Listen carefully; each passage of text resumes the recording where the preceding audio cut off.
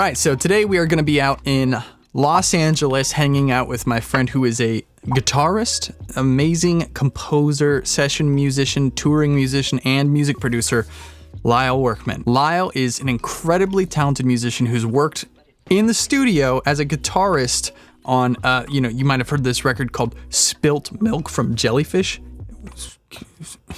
Working as a session musician, Lyle has also worked with Sting, Michael Bublé, Norah Jones, Sarah McLachlan, Ziggy Marley, Bryan Adams, Shakira, and Sheryl Crow, just to name a few. Not only has he been really successful in the studio and on huge records, but also as a film composer. He composed the music for some of my favorite movies, such as Superbad, The 40-Year-Old Virgin, Forgetting Sarah Marshall, Good Boys, The Incredible Burt Wonderstone, Get Him to the Greek, Yes Man, and Knocked Up. And that's just a handful of the movies that he's worked on, by the way. Lyle actually does the majority of work as a musician and a composer from his home studio when he's not at Abbey Road tracking a 60-piece orchestra for his newly released record called Uncommon Measures.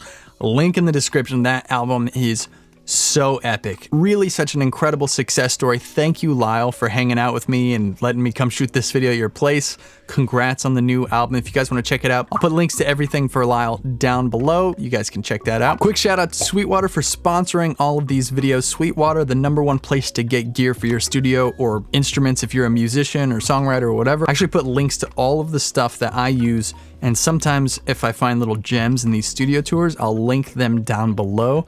If you use any of the links that take you to Sweetwater, it's the easiest possible way to support my channel. It's basically just like giving me a financial contribution. So I actually just picked up 2 new mics that are on my overheads right here, the Mojave MA200 and the MA300. I'll put those links down below as well. I'm gonna do a video kind of going into depth and trying some fun stuff with them. So again, if you're not subscribed, you guys can see though, there's separate gear videos that come up on the channel. So again, thank you, Sweetwater. Thank you for smashing the like button for the YouTube algorithm. If you guys want to book any of these Zoom calls, I've been doing a bit more of those, and hopefully there will be more flexibility in the schedule. You can go to ANDREWMASTERSmusic.com. All the services listed here are available on the website. Again, that's ANDREWMASTERSmusic.com. And that's it for the 9 million plugs. Let's go hang out with Lyle at his epic home studio. So you got the double glass doors here, which is fantastic. Yeah, the sliding glass doors was more about wanting to have natural light. I mean, I love studios. I love that feeling of just hunkering down and being in your bunker, so to speak. But being this is our property in our house, that I wanted to have some natural light come in. And we didn't do anything above because you want to have some degree of dampening. Now, what's interesting about this studio is that when we first built it, the board was supposed to be this way, facing this direction. Oh, interesting. That's why we have those 2 bays in the corner. Yeah, so that board used to be here, and I used to face that way. But I had a guy come in and do some acoustic stuff, and he said, I think you should orient it this way. And one thing that it did is it opened up this room. It made this room feel so much bigger, the control room. Yeah, because if you got the board that's coming out to here, then that's right. You just lose all that space. And I have to say, it took me a while to get used to the sound. It changed quite a bit, but I got used to it. And I've got this curtain here that will help with this really very thick curtain. It'll help with these full reflections from the glass into the tracking room, right? So what was this building? Was this already here on the property? No, this was grass and a swing set. Okay, all right. So it was a whole from scratch, and you can see right here, this in between these 2 glass doors. Oh. This is one wall, and this is another wall. So that's how thick it is all around the building. Oh, that's great. Yeah, and there's airspace in the middle. Beautiful. Now we don't have that on the ceiling. The Stephen Klein from Stephen Klein's control room, he has a business. I started with a studio builder named Dave Marquette, Marquette Audio Labs, who builds the great rack gear. Actually started the studio, and then I had Stephen Klein finish it. It turned out that we had all these different factions. We had this flooring guy, then we had this guy, and then this guy. About halfway through, I realized it'd be better just to have one company oversee all the various aspects of sheetrock, all the sound deadening and all that stuff. So he finished it. And that's when he said, we really don't need two walls for the ceiling. And all this is just air ducting right here. Sorry, just for the air conditioning. Right. My amp heads are here. I have a couple cabinets here for just sitting here and playing in the room, but I don't record guitar in this room unless I'm using the Axe Effects, which is just direct. Yeah. But I do have that in my rack down here, completely obscured by all these patch cables. Yeah, the new Mac Pro, I just implemented it just a few weeks ago, actually. How's the transition been? Pretty smooth, I have to say. That's yeah, good. Really no issues, and it's just, man, what a great machine. They fixed all the problems we've had about the trash can. And so that's my B rig over there is the trash can. Oh, right. Yeah, so that's there. It's in a sonic enclosure. That's right. It needs to be buttoned up, though. We have to do a few things. And then that's my old 2009. Cheese grater. Yeah. Cool. So yeah, this is my assistant station, so he can edit and do things like that when I'm writing. And it's obviously not only a super secure and well built and treated room, but it's comfortable. You know. Yeah, that's the thing. It's just it's my backyard space, so it's very comfortable. I spend most of my life in this building.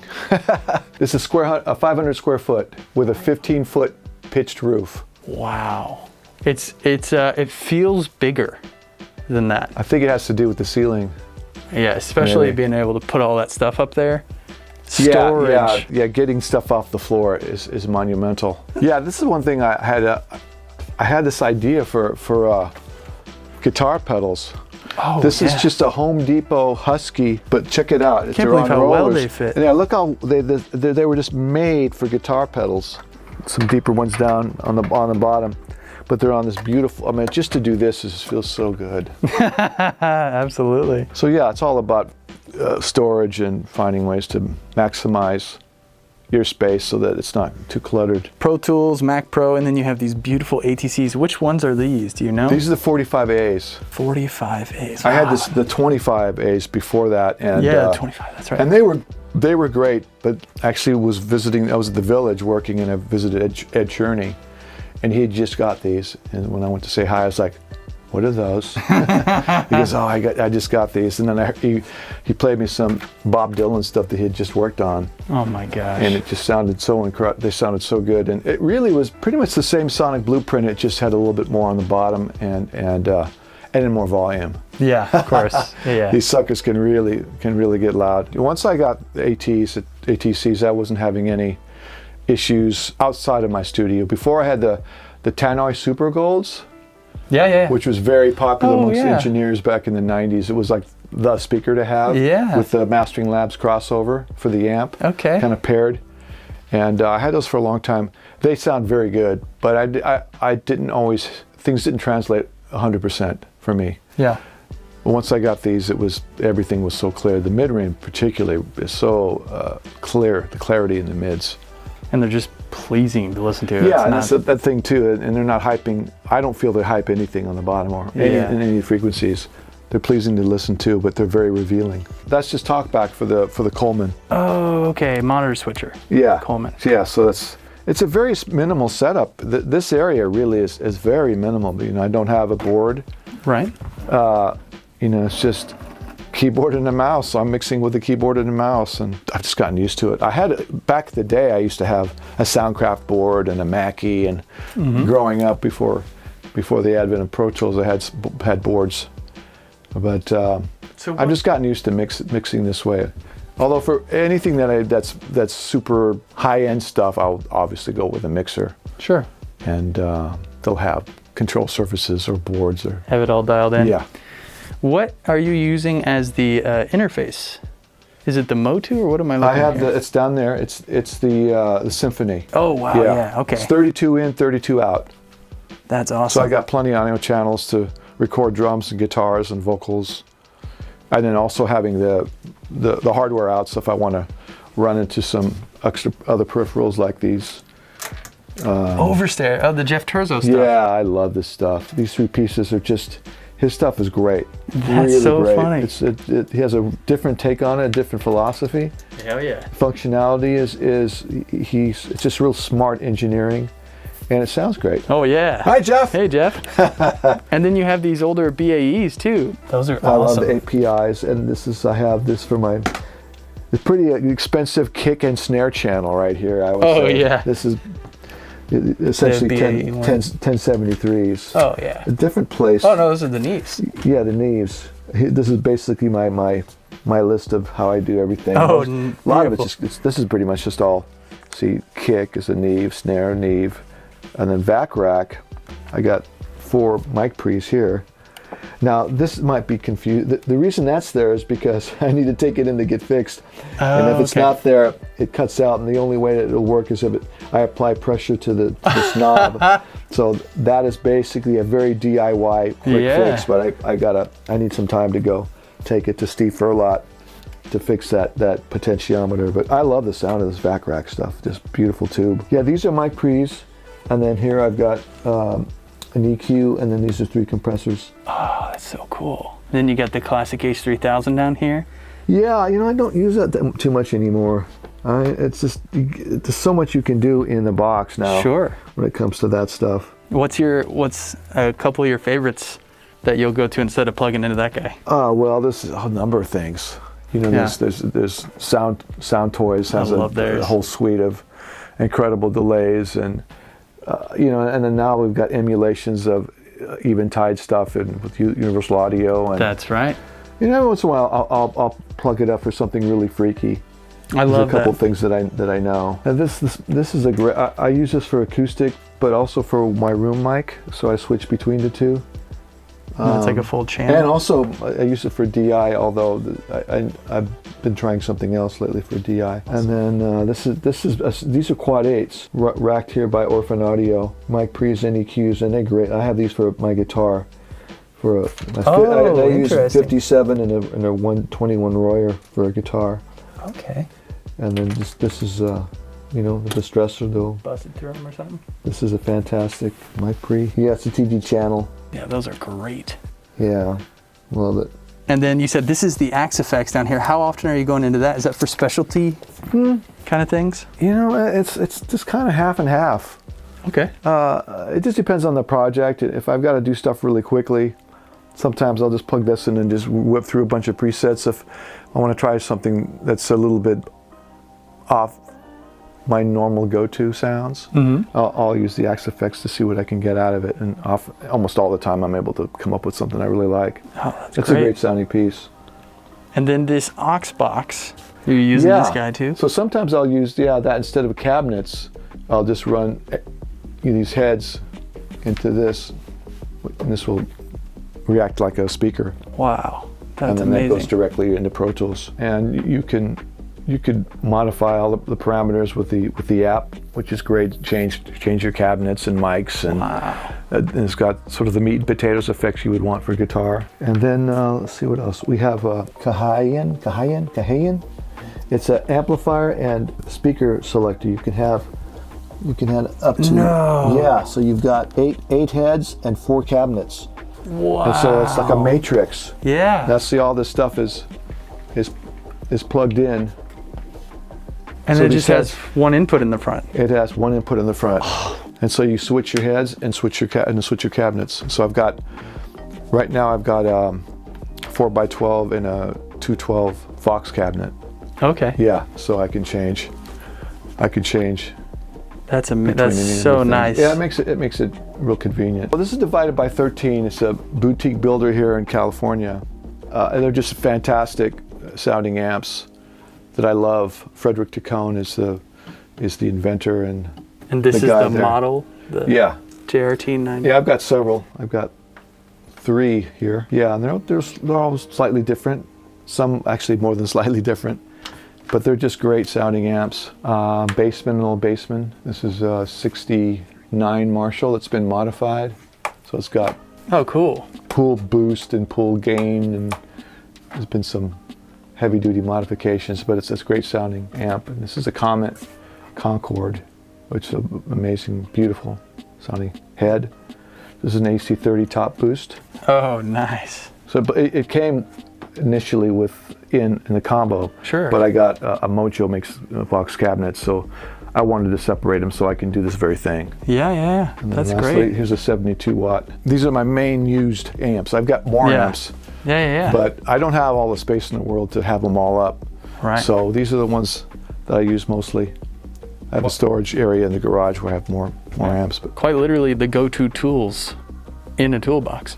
Yeah, exactly. That's great. Yeah. What got you into scoring and composing? It was through session work. I moved to Los Angeles here 24 years ago, actually 25 years ago coming this next month. And I came to tour and to be a session musician. Yeah. And that was essentially it. But through session work, I worked with a couple composers, and then also through session work, I ended up doing an independent film. And you know, it was just that kind of stuff. It just I just got in through the side door of being a musician. But I'd been in a band in the late '80s, and we did 2 records on Island and had some success, chart success. And so by the time by the time that I moved here, I had some decent credits where people wanted to work with me, which was really nice. Yeah, I was just listening to your new record on the way here. How long did you spend on that? Well, I spent 4 years only because I was doing it in between other gigs, paid work. Yeah. So I whittled away at it for about 4 years. What's the name of the record? It's called Uncommon Measures. Uncommon Measures. And it features a 63-piece orchestra that was recorded at Abbey Road. So yeah, I wanted to have a pretty heavy-duty orchestral element because I've been working with orchestras for the past 15 years on movie scores. Yeah. And wanted to bring that to my own instrument. So it's instrumental music. Yeah. And if you had to describe it in terms of genre, it's rock, it's classical, it's jazz.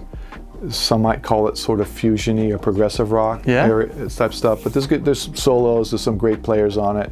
Yeah. You know, Abe Laboriel Jr. from McCartney's band, and Vinnie Colaiuta, and I was gonna say, yeah, a bunch of great world-class players. Everything was recorded here except orchestra. Right. So that was just the finishing touch. String sessions are exciting. Oh yeah. And it's my favorite thing. Hearing your music played by that large of a group of great world-class players is really something else. This must just be a lifetime collection here then, right?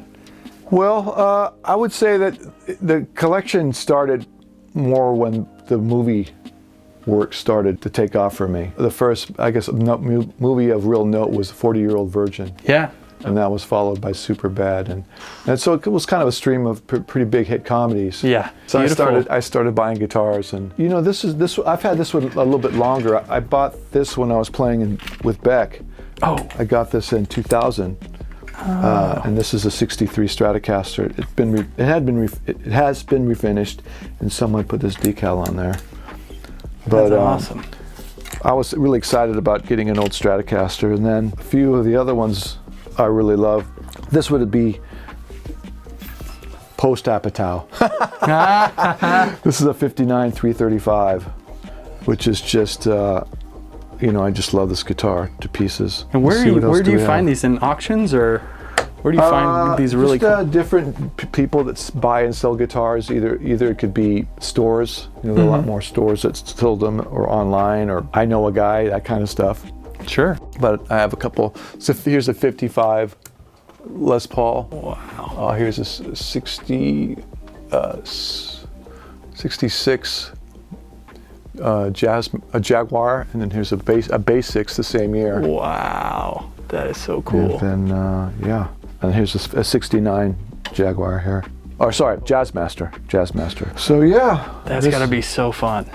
Yeah, and that's just in this room. If we go in the other room, let's do it. Let's check it out. This is more on the acoustic side of things. As a matter of fact, this corner is my acoustic station.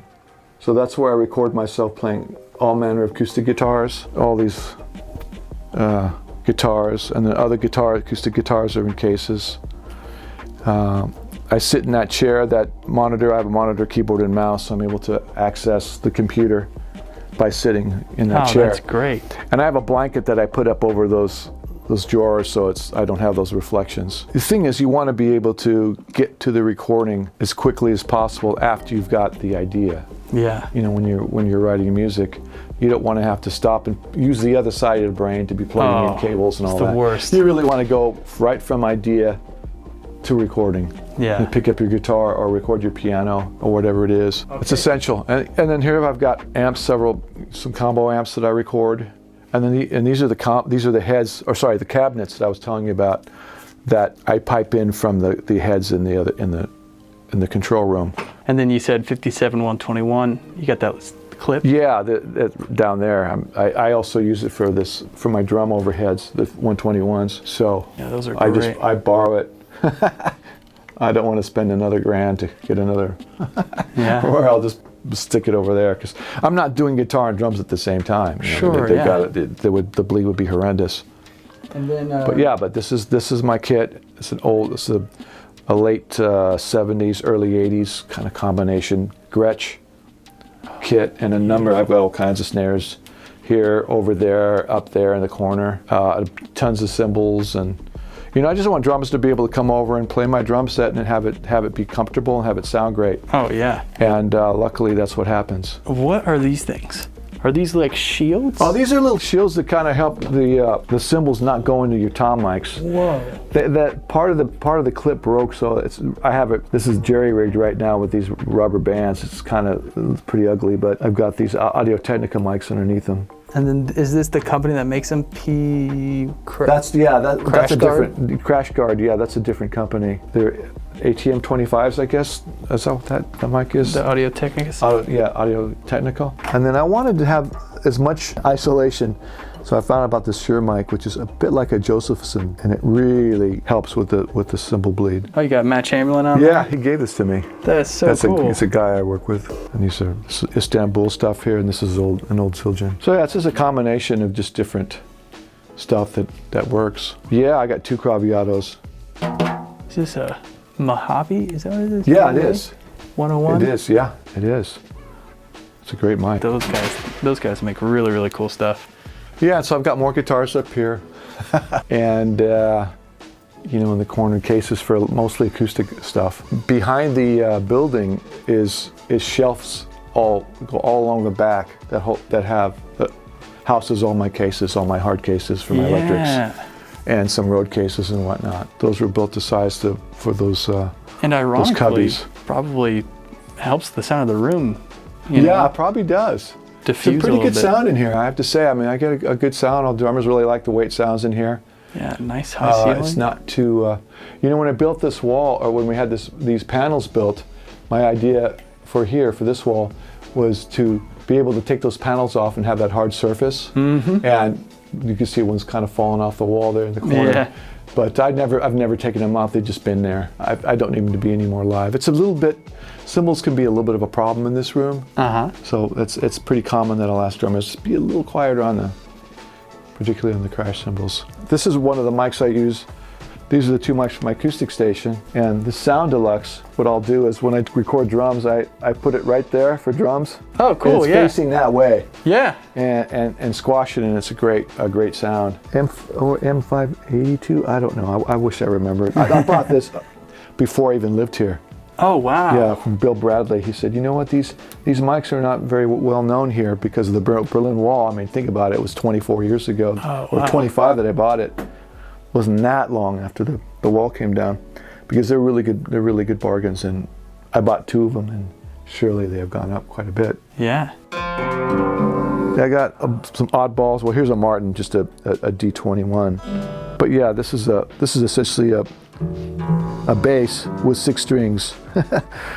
I use it for bass when I want like a different acoustic bass sound. I broke this string, but I never use it anyways. I do tinker around. I mean, I started on drums. Oh. But the drummers here are just so good living in Los Angeles.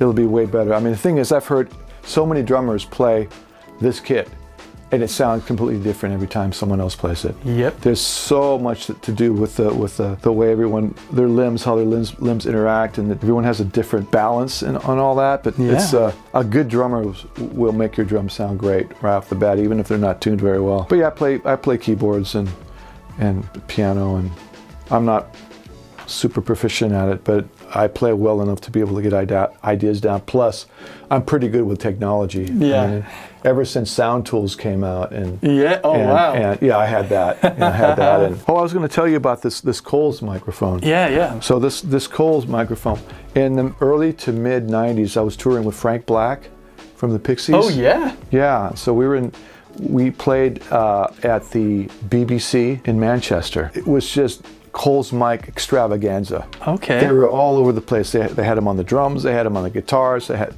everywhere. I go, man, I've never seen so many Coles microphones. And the guy said, you know, we had so many of these microphones, they were just throwing them away. You know, we didn't need that many. And I said, throw them away. I went, well, throw one my way. Yeah, exactly. And as we were leaving, he had a towel. Yeah. And he had something in the towel. He goes, "Here, mate." I looked at him and was like, shh. I could tell it because that was basically around 1993, so it's probably okay to say. Yeah, statute of I'm not telling limitations. who it was, and I don't even remember. But yeah, so this was an old BBC microphone. Dang, that is so cool. Yeah. What a good, gift. That is Yeah, it was amazing. nice to get that. Let me say this. Just me going through some of the movies that I've seen, I would say the majority, probably a lot of the Apatow stuff, I've seen 1,000 times, at least, you know. And I recognize the music, and Get Him to the Greek and Forgetting Sarah Marshall. Right. We were set out for that movie. We wanted the songs to be legitimate enough to warrant the character of Aldous Snow, who was played by Russell Brand. Yeah. If he was a world famous musician, the songs better be good. Yeah, of course. And so we had a team of different writers writing music, and we had something like 20 something songs that we finished. Wow. We pared it down, and then. So all that stuff was recorded before the movie was filmed. Man. But yeah, we wanted the songs to be as good as we could make them. Not only in the writing, but also in the production. We did a lot of cutting it to Sunset Sound and East West. We did some stuff. Oh, nice. And The Village. So it was That's great. with great musicians. And it's just so cool, the whole story of, what you've gotten to do and accomplish, and now that you can do so much from home and still be close to family and be relatively comfortable. It's definitely in film work. It's one of the earlier films I did. They had temped in a cue from John Williams. Wow. And they wanted that vibe. And they didn't ask me, "Can you do that?" Yeah.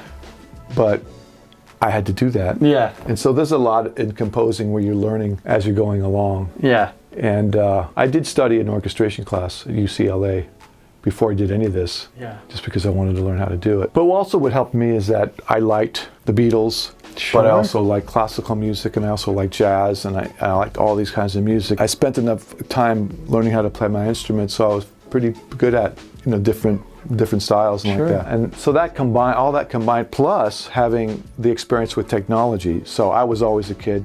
When I was 10 years old, I had a tape recorder. Yeah. And then I was 13, and it was a reel-to-reel, and then I was 16, and then it was Porta Studio.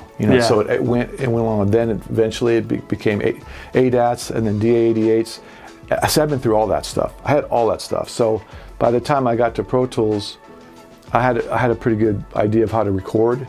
Sure. Playing in bands and recording with my friends and all that. So having that interest in all these different kinds of music and playing in different kinds of bands, and having a degree of proficiency in the technology, I was able to create music at home and making my own records, instrumental records for me. I was kind of unwittingly learning how to expand my skill sets. So when it came time to get opportunities to write for film, I had a lot of things you needed to have. Yeah. And that was a great aid. If you're a surfer and you want to find the perfect wave, you better be at the beach. Yeah. And so for me, that meant being here. Yeah.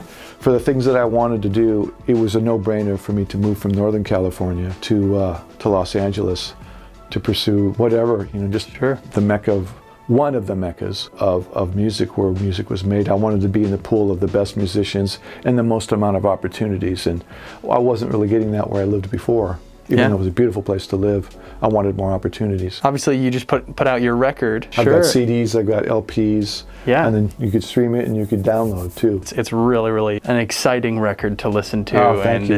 If I remember correctly, you said that you have a YouTube channel? Yes, I have a Lyle Workman official channel. What are you doing on that channel? Mostly just taxidermy stuff. Really? Not at all. No taxidermy. It's videos for my record. I've made a couple of videos. Okay. And then I've also have several videos I've made of some of this library I've created for actually Facebook. Wow. And a bunch of different styles. In fact, this track I played to you, that was one of those. Oh, really? So it may sound like it's the second tier down of what I would push as my favorite, most important stuff. But no, that stuff it's just if someone said, I want you to make a record in this style. Yeah. And so I put a lot of love and care into it. And as a matter of fact, this job for Facebook has gone on for 5.5 years now. And just last year, I released 12 records. Whoa. 12 records, records/EPs Okay. of this material. And so I have some videos of that on my YouTube channel. I'll put the links in the description. Go give you a subscribe, check out the videos. Thank you for watching, and we'll see you in the next one. Take care. See ya.